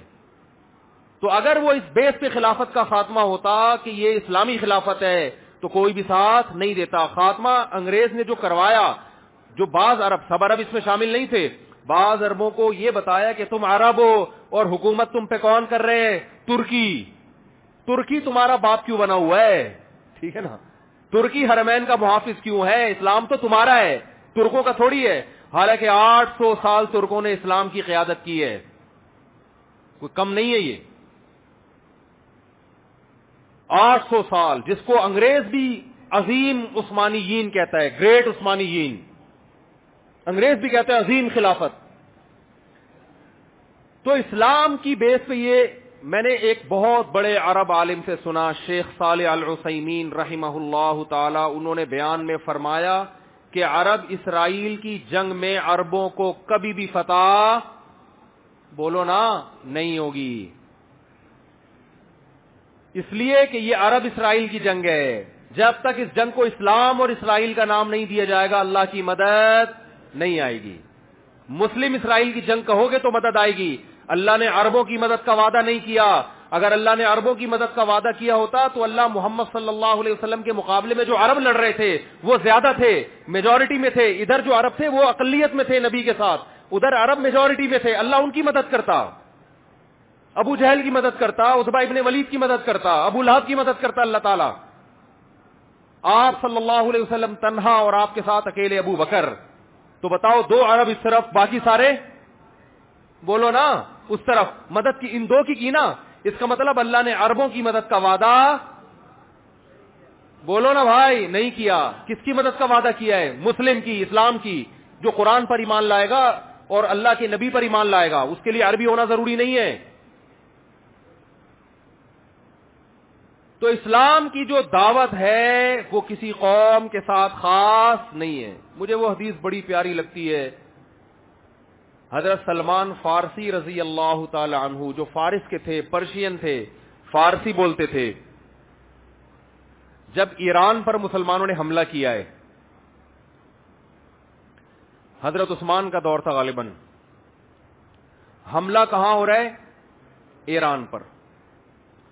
اور حملہ کرنے والے بڑے بڑے صحابہ، بڑے عشرہ مبشرہ میں بھی اکثریت اس جنگ میں موجود. کمانڈ کرنے والے سلمان فارسی. نہیں آ رہی بات؟ حملہ کس پہ کر رہے ہیں؟ اپنے ملک پہ. کس پر؟ ایران پر. صحابہ نے آپ سے اجازت مانگی کہ آپ ہمیں اجازت دیں ہم اٹیک کریں. آپ نے فرمایا نہیں. میں نے رسول اللہ صلی اللہ علیہ وسلم سے یہ فرماتے ہوئے سنا ہے کہ جب تک اسلام کی دعوت نہ دے دو اس وقت تک حملہ کرنے کی اجازت نہیں ہے. تو حضرت سلمان فارسی اپنی قوم پر حملہ کس کے خلاف ہو رہا ہے؟ بولو نا یار، کیا ہو گیا بھائی؟ بولنے میں کوئی پابند نہیں ہے تو میں بھی تو چیخ رہا ہوں نا، تھوڑا سا آپ چیخ لیں. اپنی قوم کے خلاف لڑائی. تو لڑائی سے پہلے اپنی قوم کے پاس دعوت لے کر گئے. دعوت کا انداز دیکھیں. جب بھی اسلام کی دعوت دی جاتی ہے تو انداز یہ ہوتا ہے بھائی ہم سب تم کو ایک خدا کی طرف دعوت دیتے ہیں، آؤ اسلام پہ تحقیق کرو، یہ دین برحق ہے. یہ تھا نا؟ نا نا نا نا نا، یہ انداز نہیں. اس وقت جو اسلام کی سب سے بڑی خوبی تھی نا، اس کو ہائی لائٹ کیا کہ اس کے بعد بھی اگر اسلام سمجھ میں نہیں آ رہا تو پھر تمہاری سمجھ میں نہیں آئے گا. وہ خوبی یہ ہے کہ یا اہل فارس، اے اہل فارس، انا رجل منکم، میں تمہاری قوم کا آدمی ہوں. تمہیں پتہ ہے کہ عربوں میں عصبیت کوٹ کوٹ کے بھری ہوئی ہے. عرب کے علاوہ کسی کو برداشت نہیں، اپنے سے جیسا کسی کو نہیں سمجھتے. مجھے عرب نے نہ صرف یہ کہ عزت دی ہے اپنے جیسا، بلکہ اپنے سے برتر مجھے کمانڈر بنا دیا. عرب کی قیادت کس کے ہاتھ میں ہے؟ کمانڈر کون ہے؟ میں ہوں. یا اہل فارس اے اہل فارس انا رجل منکم، تمہاری قوم کا آدمی ہوں، ترون العرب یطیعوننی، چھوٹی موٹی قوم میری فرما برداری نہیں کر رہی، عرب کو دیکھ رہے ہو کہ تم میری کمانڈ کے تحت لڑ رہے ہیں. کیا انداز، خاندانی انداز تھا یا نہیں دعوت کا؟ آج اگر یہ چیز عربوں میں پیدا ہو جائے تو دنیا کا نقشہ بدل جائے گا. عرب کی عراق پر جب حملہ ہوا تو بعض عربوں نے نعرہ لگایا کہ کسی دوسرے عرب ملک پر ہم حملہ برداشت نہیں کریں گے. کاش وہ یہ کہہ دیتے کہ کسی دوسرے اسلامی ملک پر ہم حملہ برداشت، بولو نا، لیکن نہیں نکلتا منہ سے. عرب تو بھئی عربوں کی تو مدد کہیں بھی نہیں قرآن میں لکھی ہوئی کہ اللہ کہتے ہیں میں عربوں سے محبت کرتا ہوں. ایک آیت بھی ہمیں ایسی نہیں ملی. یہ جو حدیث ہے کہ عربوں سے محبت کرو اس لیے کہ قرآن عربی، حدیث من گھڑت ہے. ٹھیک ہے، ہم پھر بھی فضیلت کے قائل ہیں کہ اسلام آپ میں پہلے آیا، آپ نے دنیا کی قیادت کی، اس بیس پر ہم عزت دیں گے آپ کو. لیکن اللہ کی طرف سے مدد اس بیس پہ نہیں آئی. جب بنو عباس کی خلافت کا، اسلام میں 2 خلافتیں عربوں کی آئی ہیں اور تیسری خلافت اجمیوں کی. بنو امیہ کی خلافت ختم، پھر بنو عباس کی خلافت جب ختم ہوئی تھی اسلام تباہ ہونے والا تھا، لیکن ترک کھڑے ہوئے اور اللہ نے ان کے ذریعے اسلام کو دوبارہ زندہ کیا. اور یورپ کی آنکھوں میں آنکھیں ڈال کے بات کرتے تھے. اس وقت بیت المقدس محفوظ تھا. ترک خلیفہ سے اسرائیل نے بیت المقدس کی تھوڑی سی زمین مانگی تھی. ترک خلیفہ نے کہا تھا کہ مٹی لے جانے کی بھی اجازت نہیں، زمین تو دور کی بات، یہاں سے مٹی شاپر میں ڈال کے لے جانے کی بھی اجازت نہیں. اس وقت ہم اس قابل تھے کہ آنکھوں میں آنکھیں ڈال کے بات کرتے، اس لیے کہ اس وقت یہ جنگ عرب اسرائیل نہیں تھی بلکہ مسلم اور، بولو نا بھائی، اسرائیل. لوگ کہتے ہیں عرب جو ہے نا اسرائیل کو تسلیم کر رہے ہیں، تو بھائی کرنے تو عربیت کی بیس پہ کر رہے ہیں، اسلام کی بیس پہ نہیں ہوگا. پاکستان اسلام کے نام پہ بنا ہے، عربیت کے نام پہ نہیں بنا. اس لیے پاکستان ابھی تک اسرائیل کو تسلیم نہیں کر رہا ہے اور انشاءاللہ نہیں کرے گا. اور اگر حکمران کرنے کی کوشش کریں گے تو ہم کرنے نہیں دیں گے انشاءاللہ. بیس اسلام ہے. تو خیر، اسلام کی دعوت میرے بھائی دنیا کی ہر قوم کے لیے. کیا بات چل رہی تھی، یہ تو چینل ہی چینج ہوتا رہتا ہے یار، پتہ نہیں یہ بار بار جو ہے نا ویوز. وہ جب ہم بچپن میں، اب تو ریڈیو بڑے تمیز کے ہو گئے، پہلے جب ریڈیو لگاتے تھے نا، میچ آتے آتے گانے آنا شروع ہو جاتے تھے. کسی بچے کا ذرا سا ہاتھ لگا، ریڈیو ادھر کو گھوم گیا تو گانے آ رہے ہیں.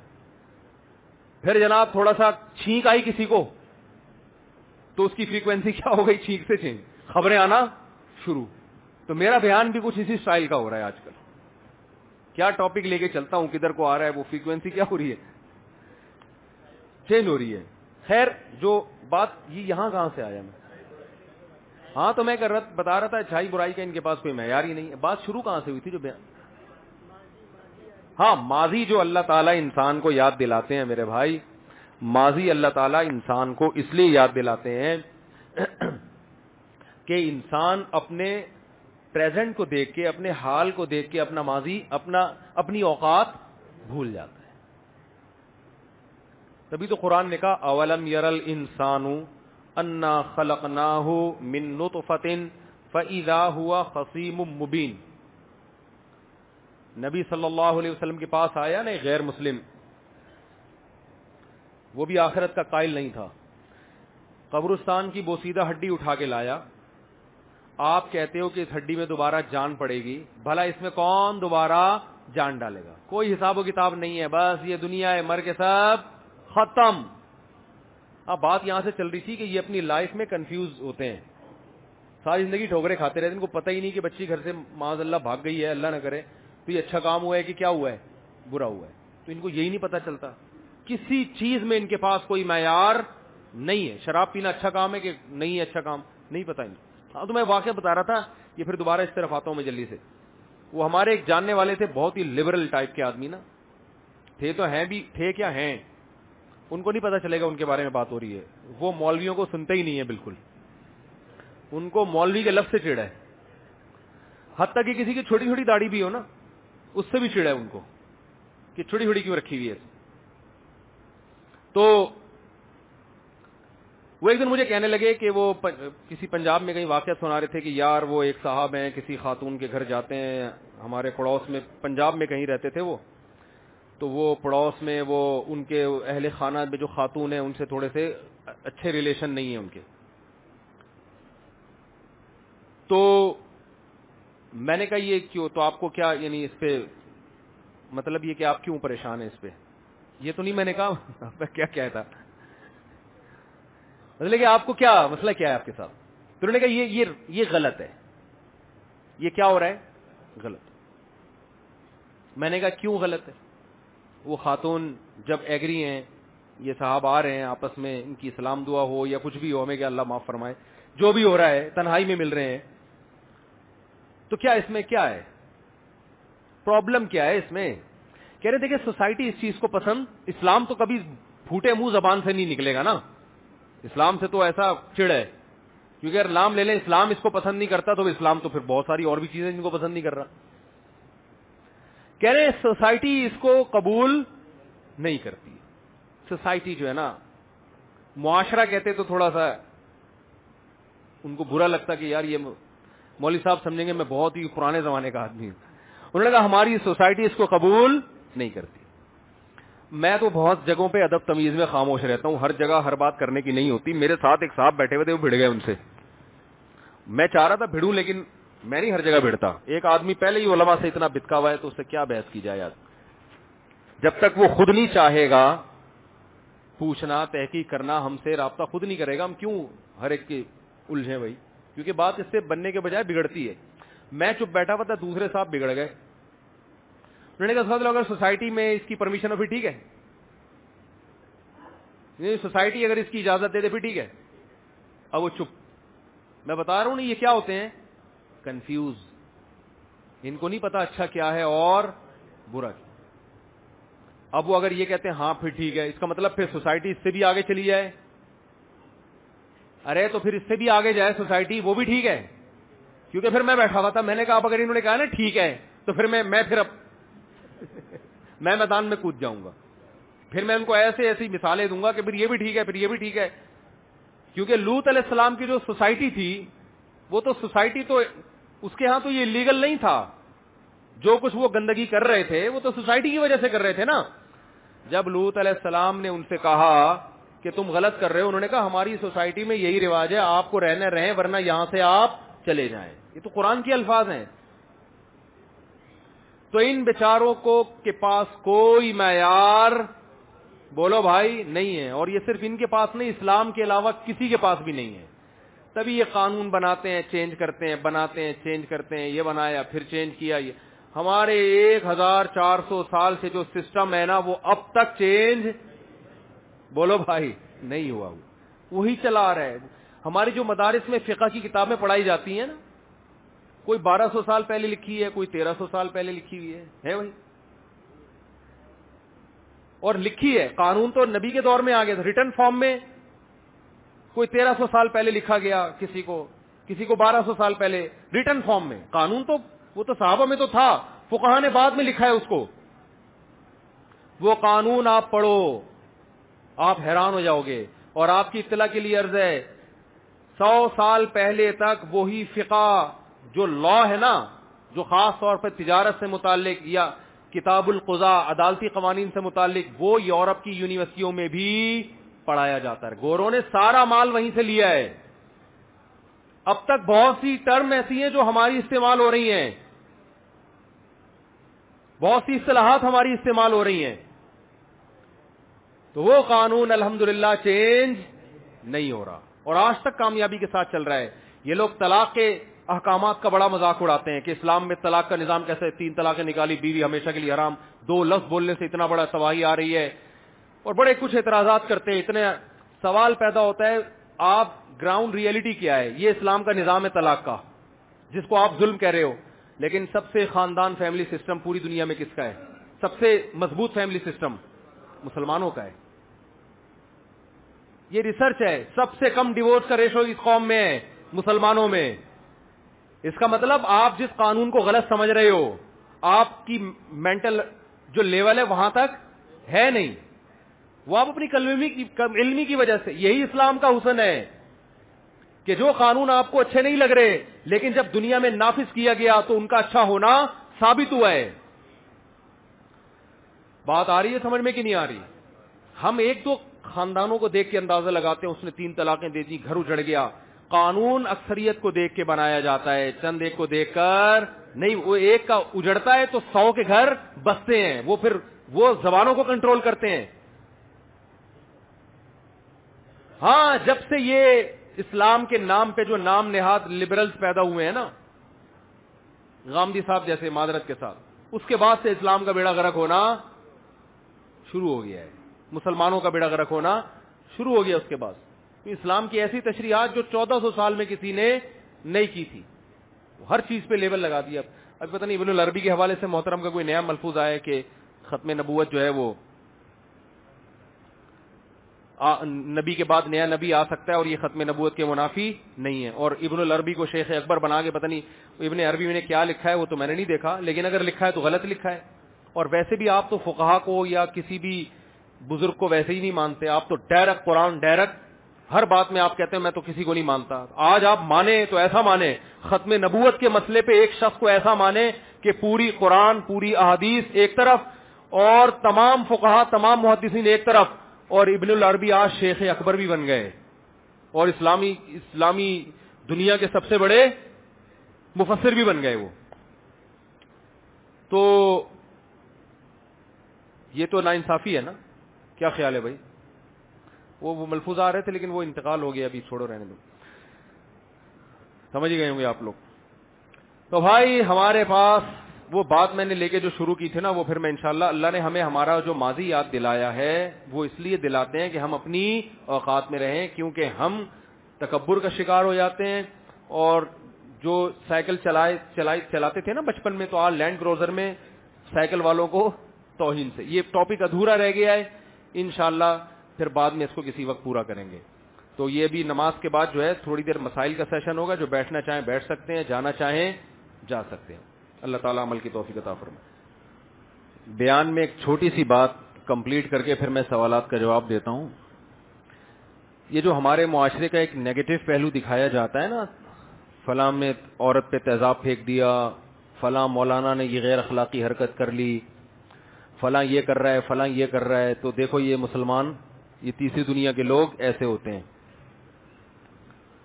تو میں نے اس کا جواب تو یہ دیا کہ ہمارے یہاں کوئی ایک واقعہ بھی ہوتا ہے نا, سفید کپڑوں پہ ایک داغ بھی ہوتا ہے تو نظر آتا ہے. یہ ہمارے سفید ہونے کی علامت ہے, سمجھ رہے کہ ایک داغ بھی ہوگا تو نظر آتا ہے.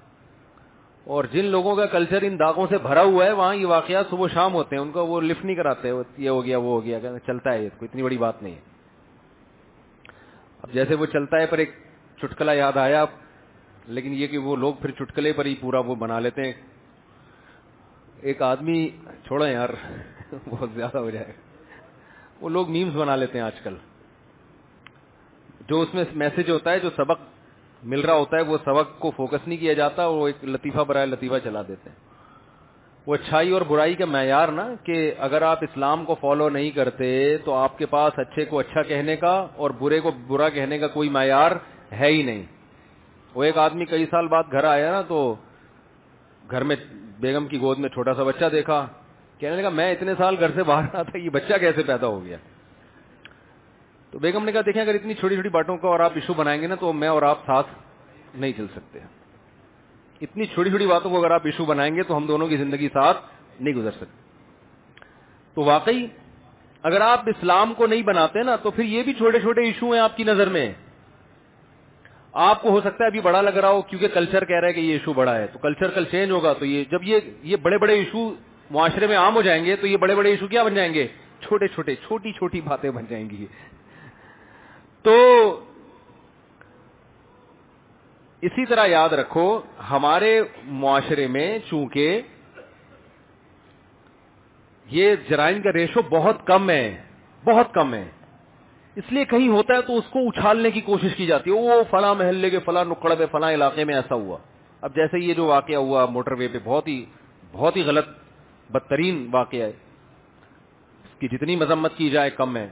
لیکن اللہ کا شکر ہے ہمارا معاشرہ ایسے واقعات سے بھرا ہوا نہیں ہے. اتنی کروڑوں کی آبادی میں ایک واقعہ ہوا, غلط ہوا, اور یہ غلط بھی اس لیے ہو رہا ہے کہ اسلام نافذ نہیں ہے. تو آپ اس کی وجہ سے اسلام کو یا مسلم کو نہیں ذمہ دار ٹھہرا سکتے. آپ یوں کہو گے مسلم نے اسلام پہ عمل کرنا چھوڑ دیا ہے. اگر مسلم اسلام پہ عمل کرے تو ایسا نہ ہو. مسلم ریاست اسلام پہ عمل کرے تو ایسے مجرموں کو عبرتناک سزا ہو, اور مسلم کلچر اسلام کو فالو کرے تو ایسے واقعات نہ ہو. جو قرآن نے نیک لوگوں کے واقعات بیان کیے اس میں تو بند کمرے میں خوبصورت عورت کسی مرد کو زنا کی دعوت دے رہی اور وہ اللہ کے خوف سے بھاگ رہا ہے. وہ تو انلیگل سے اتنا دور بھاگتے ہیں کہ جہاں کوئی رکاوٹ نہیں ہے. نبی صلی اللہ علیہ وسلم نے فرمایا 7 آدمی قیامت کے دن اللہ کے سائے میں ہوں گے, جن میں ایک وہ رجل دعتہ امرأۃ حسن و مال, وہ عورت جو مال اور حسن والی تھی, وہ عورت کسی مرد کو زنا کی دعوت دے اور وہ کہے انی اخاف اللہ, مجھے کس کا ڈر ہے؟ اللہ کا ڈر ہے. تو اسلام کو فالو کریں گے تو بھائی یہ کلچر ہوگا کہ جو خود دعوت دے گی اس کی طرف بھی لوگ نہیں جائیں گے جب تک نکاح نہ ہو, اور جب اسلام کے اگینسٹ چلیں گے تو یہ واقعات ہوں گے جو موٹر وے پر اللہ تعالیٰ معاف فرمائے ایسے بھیانک واقعات, اور جو چھوٹی چھوٹی بچیوں کے ریپ ہوتے ہیں اور پھر ان کو قتل کر کے پھینک دیا جاتا ہے. یہ اسلام نہیں ہے, یہ اسلام کے اگینسٹ چلنے کا. اور یہ کلچر آپ کے یہاں سے آیا ہے, یہ ہمارا اپنا کلچر نہیں ہے. یہ موویز دیکھ دیکھ کے اور فلموں میں دیکھ دیکھ کے, ڈرامے دیکھ دیکھ کے لوگوں نے یہ چیزیں سیکھی ہیں. یہ کسی مسجد کے ممبر اور محراب پہ یہ چیزیں نہیں سکھائی جاتی ہیں. مسجد کے ممبر اور محراب پہ جس کو آپ دہشت گردی کہتے ہو وہ کم عمری کی شادیاں ہیں, جس کو آپ دہشت گردی کہتے ہو, جس کو آپ شہوت پرستی کہتے ہو, جبکہ ہم اس کو عین انصاف کہتے ہیں. سمجھ رہے ہو کہ کم عمر میں بچی کی, جس کو آپ کم عمری کہہ رہے ہو لیکن آپ کی ٹرم ہم استعمال کر رہے ہیں, حقیقت میں وہ کم عمر ہے نہیں. جب بالغ ہو گئی تو پوری عمر ہو گئی اس کی. تو اس کا بھی جواب کسی کے پاس نہیں ہے. اچھا لوگ پتہ ہی کیا کرتے ہیں, لوگ مجھے تانا دیتے ہیں کہ ان کے اپنے خاندان میں بچیوں کی شادیاں کریں نا کم عمر. ہمارے خاندان میں اللہ کا شکر ہے بچیوں کی شادیاں کم عمری میں ہی ہوتی ہیں, جس کو آپ کم عمری کہہ رہے ہیں, اور بہت کامیاب ہوتی ہے الحمدللہ. وہ اپنے اپنے گھروں میں خوش ہیں. آپ یہ اس لیے تیار نہیں ہوتے کہ آپ لوگوں نے نکاح کو ایک ٹینشن بنا دیا ہے. یعنی آپ کا خیال ہے کہ لڑکی کی جب شادی ہوتی ہے وہ اتنی ساری ذمہ داریاں, تو باپ بچے ہو جائیں گے, یہ وہ جو نعمت تھی نا اس کو آپ نے کیا قرار دے دیا؟ ٹینشن. وہ بچے ہو جائیں گے تو نعمت ہے, خدا کی طرف سے گفٹ ہے. عورت کے لیے سب سے بڑا گفٹ ہی وہ اولاد ہے بھائی. یہ تو آپ فطرت کے اگینسٹ چل چل کے فیملی پلاننگ کی باتوں میں آ کے آپ نے جو بچہ جو سب سے بڑا گفٹ ہے عورت کے لیے اس کو کیا بنا دیا؟ عذاب بنا دیا. قرآن میں اللہ نے کیا فرمایا؟ یہب لمن یشاء اناثا, جس کو چاہتا ہوں ہبہ کرتا ہوں بیٹیاں, جس کو چاہتا ہوں ہبہ کرتا ہوں بیٹے. تو ہبہ عربی میں گفٹ کو کہتے ہیں, اردو میں تحفے کو کہتے ہیں. پینلٹی نہیں ہے قدرت کی طرف سے کہ شادی کیوں کی ہے, اب عذاب ہے تمہاری گود میں بچہ آئے گا. اگر یہ عذاب ہوتا تو اللہ اس کو ہبہ کہتا, گفٹ کہتا. یار کیا ہو گیا بھائی, پتہ نہیں کیا مسئلہ ہے یار آپ لوگ کے ساتھ. سمجھ میں آ رہی ہے بات؟ یہ ایکو کیوں کھلا ہوا ہے؟ میں اپنا بیان 3 دفعہ سن رہا ہوں, آپ ایک دفعہ بھی نہیں سن رہے, اور ہم ریپیٹ ہو کے 3 دفعہ اپنا ہی بیان سن رہے ہیں. تو خیر, تو یہ اللہ کی طرف سے کیا ہے؟ گفٹ ہے. تو آپ نے چونکہ بیسک چیزیں ہی تبدیل کر دی ہیں, تو اب آپ کو ہر چیز کیا لگ رہی ہے؟ ایک آدمی الٹا کھڑا ہو جائے, ایک آدمی کیا ہو جائے؟ الٹا کھڑا. کہہ رہے یار وسیم بھائی بھی الٹے ہوئے ہیں, کلیم بھائی بھی الٹے ہوئے, چلو سارے انسان الٹے ہو گئے, پنکھا کیوں الٹا ہو گیا ہے یار؟ یہ پنکھا کیوں الٹا ہے؟ اور یار یہ کیا آسمان نیچے کیوں چلا گیا, زمین اوپر کیوں ہو گئی ہے؟ تو اس کو ہر چیز کیا لگے گی؟ الٹی. تو اس کا طریقہ ہے بھائی تو سیدھا ہو جا. تو یہ جو اسلام جن کو سمجھ میں نہیں آ رہا نا, اسلام کہہ رہا ہے بچی بالغ ہوتے ہی شادی کر دو, لڑکا بھی جب بالغ ہو جائے تو کیا کر دو؟ شادی کر دو. اور اسلام کہہ رہا ہے کہ بھائی اولاد زیادہ پیدا کرو, یہ گفٹ ہے خدا کی طرف سے, یہ جوانی میں تمہارے کام آئے گی, بڑھاپے میں تمہارے کام آئے گی. صحیح ہے نا؟ اور اسلام کہہ رہا ہے نظر کی حفاظت کرو, عورتوں کو کہہ رہا ہے پورا لباس پہنو. آپ کہہ رہے ہیں کہ لباس سے کیا ہوتا ہے؟ آنکھیں پاک ہونی چاہیے. یہ ٹوپی ڈرامے آپ کر رہے ہیں, ٹھیک ہے نا؟ کپڑے سے کچھ نہیں ہوتا. وہ ایک مشہور صحافی ہے نا جس کا میں بار بار نام لیتا ہوں, خام خواہ میں مشہور ہو رہا ہے میری وجہ سے. وہ کہتا ہے کہ اس سے کسی نے سوال پوچھا کہ وہ لبرل لوگ ہوتے ہیں نا جو معاشرے میں لبرلزم کو فروغ دینا چاہتے ہیں, اس نے پوچھا کہ یہ جو کپڑے وپڑے کی بات ہوتی ہے اور پورا ویسٹرن کلچر ہمارا ہے کہ لڑکیاں پراپر ڈریس نہیں پہنتی مرد یعنی، تو ہمارے ہاں بھی لوگ اس کلچر کو لانا چاہتے ہیں کہ بھئی لڑکیاں پراپر ڈریس پہنیں اور یہ اسلامی اسٹیٹ ہے. تو اس نے کہا دیکھیں انسان کردار سے پہچانا جاتا ہے، لباس کہ کتنے کپڑے پہنے کتنے نہیں، اس کا انسان کے کیریکٹر سے کوئی تعلق نہیں. یہ ٹوپی ڈرامے ہے یا نہیں ہے؟ ہر انسان معاملات سے پہچانا جاتا ہے. کس سے؟ معاملات. پیسے لے کے ٹائم پہ دے رہے کہ نہیں دے رہے، یہ ہے اصل. اگر یہ اصل ہے تو پھر انسان چرچ سے نہیں پہچانا جاتا. سٹا لگا رہا ہے آپ، یہ وہاں بھی کہ بھئی سٹا لگانا چاہیے پائپ کے نیچے بیٹھ کے، آپ پائپ کے اندر ہیں اور آپ کے منہ میں بھی پائپ ہے. عجیب سی بات ہو گئی کہ نہیں ہو گئی؟ ہم چھوٹے تھے تو وہ 50-50 آتا تھا. اس میں ہیروئن شی کو دکھایا کہ وہ برساتی نالا جو ہوتا ہے نا پائپ، اس کے اندر بیٹھا ہوا ہے اور ہیروئن پائپ میں ڈال کے پائپ منہ میں بھی اس کے. تو اس پہ انہوں نے نغمہ بنایا تھا میں پائپ کے منہ میں ہوں میرے منہ میں پائپ ہے. تو بڑا ایک یعنی کہ ہیروئنسیوں کی آپ سوچ دیکھیں، وہ وہاں تک سوچتے ہیں جہاں تک ہم پہنچ بھی نہیں سکتے. ہماری سوچ جہاں ختم ہوتی ہے ہیروئنسیوں کی وہاں سے شروع ہوتی ہے. وہ سوچ کے اس معراج پر پہنچے ہوئے ہوتے. وہ کہہ رہے یار دنیا میں اتنا عجیب اتفاق دیکھا کہ کون کس کے منہ میں پتہ ہی نہیں چل رہا. میں پائپ کے منہ میں اور لیکن پائپ اصل میں کیا ہے؟ میرے منہ میں. تو کوئی ہیروئن پی رہا ہے، چرس پی رہا ہے. اب آپ کو معاشرے میں چرس نہیں ہونی چاہیے. آپ کے اصل انسان کیریکٹر سے پہچانا جاتا ہے، چرس ہیروئن سے نہیں. کیریکٹر ہونا چاہیے ایک نمبر. کسی چرسی نے اگر کسی سے ادھار چرس خریدی ہے ٹائم پہ پیسے دے دے. کیریکٹر سے پتا چلتا ہے کہ یہ کیا ہے، ایک نمبر آدمی. ہم کہتے ہیں وہ چرس کے پیسے ٹائم پہ بھی دے دے پھر بھی 2 نمبر آدمی ہے. وہ خالی معاملات ہی تھوڑی ہیں بھائی. چرس کیوں پی رہا ہے؟ وہ انسانوں کے پینے کی چیز ہے. ہیروئن کیوں پی رہا ہے تو؟ ان کی نظر میں اگر کوئی ہیروئن کے پیسے ٹائم پہ ادا نہ کرے وہ 2 نمبر آدمی ہے. ٹائم پہ ادا کر دے تو کیا ہے؟ اور بھائی کردار کو پورا کرنے میں اس کے علاوہ بہت ساری چیزیں ہیں. کپڑوں کا بھی بہت زیادہ دخل ہے. وہ حسن نثار ہے، نام لینے میں کوئی حرج نہیں ہے. وہ ان کا مقصد ہی یہی ہے کہ ہر وقت علماء کو، دینداروں کو اور اپنے معاشرے کا جو پاکستانیوں کو ہر وقت برا کہنا، اپنا جو ہے نا نیگیٹو پہلو دکھانا دنیا کے سامنے، اور یورپ اور گوروں کے نیگیٹو پہلو پہ کو اچھا بنا کے پیش کرنا. ان کو بٹھایا اس کام کے لیے. تو وہ یہی کہنے لگے کہ یہ جو ہے نا کپڑوں اوپر سے کچھ نہیں ہوتا. کپڑوں سے کچھ کیوں نہیں ہوتا؟ آپ کیوں کپڑے پہن کے بیٹھے ہوئے ہو؟ آپ چڈی بنیان میں آ جاؤ نا. بہت ہوتا ہے بھائی کپڑوں سے. قد انزلنا علیکم لباسا یواری سوآتکم وریشا. قرآن کہہ رہا ہے ہم نے لباس اتارا ہے جو تمہارے لیے زینت ہے. تو پراپر ڈریس ہونا چاہیے. عورت کا ڈریس اور زیادہ اسلام نے کہ اس کو اپنے جسم کی نمائش کرنا یہ غیر اخلاقی حرکت ہے، یہ اخلاق نہیں ہے. کیوں نظر آ رہی ہے اس کی باڈی؟ دنیا کیوں دیکھ رہی ہے اس کی باڈی؟ مرد کی نظر گندی ہونا بھی غلط ہے، اور عورت کا یہ موقع مرد کو دینا کہ لوگ اس کو دیکھیں یہ عورت کے لیے کیا ہے یہ بھی غلط ہے. یہ لوگ یہاں کیوں نہیں کہتے کہ ایک آدمی چرس کی دکان کھول کے بیٹھا ہوا ہے، گورنمنٹ منع کرے گی نا؟ نہیں، کہہ رہے نہیں آپ کی نظر اچھی ہونی چاہیے. آپ چرس کی دکان ہے تو آپ وہاں منہ نیچے کر کے گزر جائیں. بھائی آپ بھی گزریں، آپ نہیں دیکھیں چرس کی طرف، لیکن اس دکان کھولنے والے کو بھی منع کیا جائے گا. تو عورت بذات خود بری نہیں ہے، لیکن اس کا اپنے باڈی کو ایکسپوز کرنا، بولو بھائی یہ برا. یہ ٹھرکیوں کی ٹھڑک کو کیا کرتا ہے؟ بڑھاتا ہے. نیک شریف لوگ تو نظر نیچے کر کے ہی گزر جاتے ہیں، لیکن سارے نیک نہیں ہوتے. تو کوئی بھی چیز جو ان ٹھرکیوں کو موقع فراہم کر رہی ہے برائی کی طرف جانے کا، اسلام اس میں ان ٹھرکیوں کو بھی معذرت کے ساتھ، آپ کو نہیں کہہ رہا میں، اس لیے میں ادھر اشارہ کر رہا ہوں. ادھر بھی نہیں جا رہا، وہاں بھی نہیں جا رہا، بالکل ادھر آسمان کی طرف سائڈ پہ یہاں سے گزر کے ایسے لوگوں کی طرف جا رہا ہے جو میرا بیان نہیں سن رہے. تو اسلام ان ٹھرکیوں کو بھی، عورتوں کو یہ ان ٹھرکیوں کو بھی منع کرتا ہے کہ نظر نیچی کرو، اور ان عورتوں کو بھی کہتا ہے یا اگر نظر دیکھنی بھی ہو تو بری نیت سے نہ ڈالو، مجبوری ہو، دیکھنا ہو، ضرورت پڑ جائے. اور ان عورتوں کو بھی کہتا ہے ایسا کام نہ کرو کہ ان ٹھرکیوں کو، بولو بھائی، موقع ملے. تو بالکل نیچر کے مطابق اسلام نے حکم دیا ہے.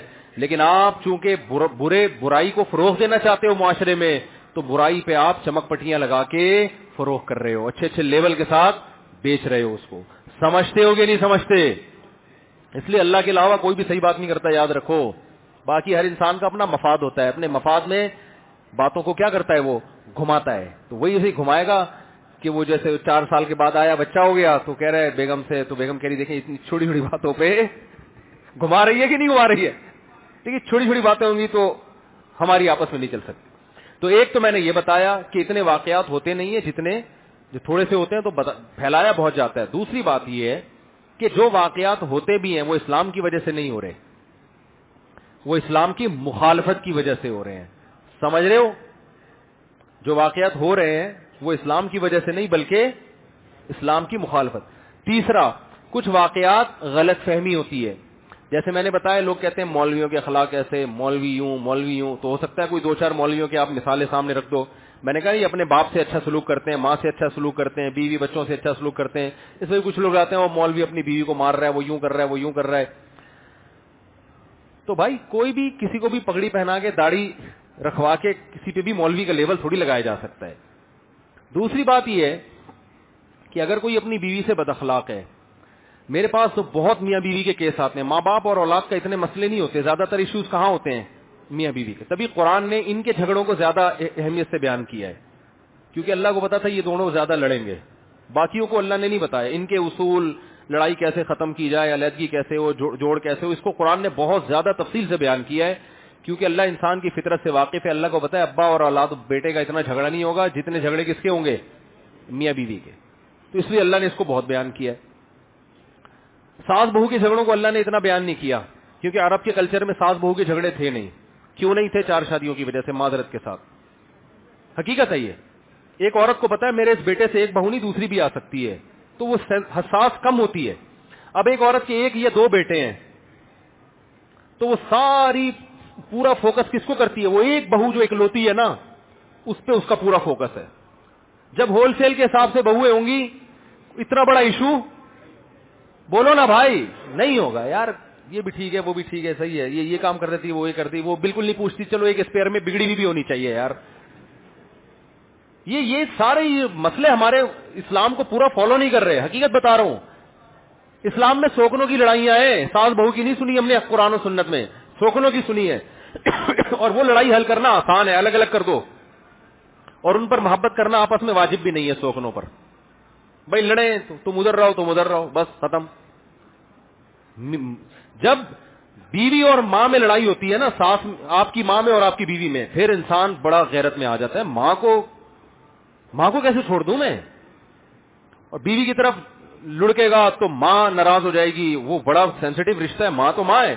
ماں کی طرف جائے گا تو کسی کی بیٹی پہ ظلم نہ ہو, نہیں جائے گا تو ماں منہ بنا کے بیٹھ جائے گی. وہ پاگل ہو جاتا ہے آدمی. میرے گھر میں الحمدللہ جب تک میری والدہ حیات تھی ساس بہو کا مسئلہ تھا ہی نہیں. میرے گھر میں یہ تھا کہ میری والدہ جس گھر میں رہتی تھی, میرے دوسرے گھر والوں کا اعتراض ہوتا تھا اس گھر میں کیوں ہے, ہمارے گھر میں کیوں نہیں آ رہی. بہت مشکل ہے ماموں. کیا سمجھائیں یار, ہم اپنی لینگویج میں سمجھانا چاہتے ہیں آپ کو, لیکن آپ کو سمجھ میں نہیں آئے گا. دیکھو جب زیادہ مسئلہ ہو جائے نا, یعنی اس طرح کی ٹینشنیں زیادہ پال لے آدمی, 3-4 گھر کی ٹینشنیں ہوں, تو پھر اس میں عورت کی یہ خواہش ہوتی ہے کہ آپ کی والدہ ادھر کیوں ہیں, ادھر کیوں نہیں آتی. تو بالکل کیس کی نوعیت کیا ہو جاتی ہے, چینج.